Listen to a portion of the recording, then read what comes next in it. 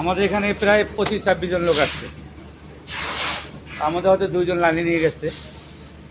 তো আমরা কিন্তু সবাই নতুন, মানে কেউ গার্মেন্টসের সাথে সম্পর্ক নাই, অথবা কেউ অন্য অন্য জায়গায় কাজ করছি কিন্তু গার্মেন্টসের সাথে সম্পর্ক নেই।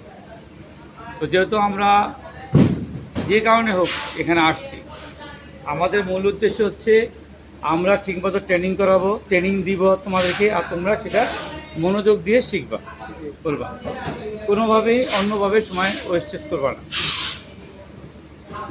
এখানে ট্রেনিং দেওয়ার পরে তোমাদের যখন লাইনে দেওয়া হবে, আবার তোমাদের লাইনে গেলে লাইনে কাজ করানোর পরে তোমাদেরকে ইন্টারভিউ কাগজ দিবে, স্যালারি ধরবে।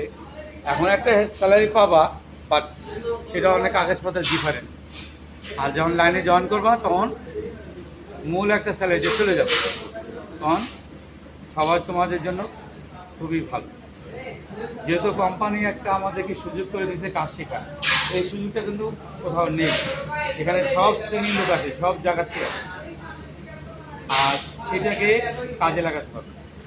আমাদের গার্মেন্টস সেক্টরে কাজ করতে হলে আমাদেরকে প্রথমত ধৈর্য, তারপর হচ্ছে পরিশ্রম করতে হবে।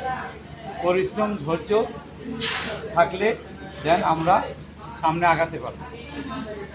আরেকটা জিনিস আছে যে আমাদের কে কি বলল সেদিকে আমরা কোনো ফোকাস দিব না, আমরা কেন আসছি, কী উদ্দেশ্যে আসছি সেদিকে ফোকাস দিব, তাহলে আমরা সামনে আগাতে পারব।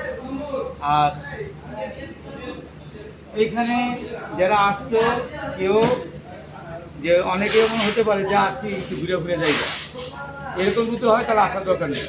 আর যারা মনোভাব স্থির করতে যে আমরা গার্মেন্টসে আসছি, এখান দিয়ে আমাদের রুজি রোজগার একটা ব্যবস্থা করব, নিজেও ভালো করবো, ফ্যামিলিকেও ভালো রাখবো, তাহলে সেটা মনোযোগ দিয়ে করতে হবে।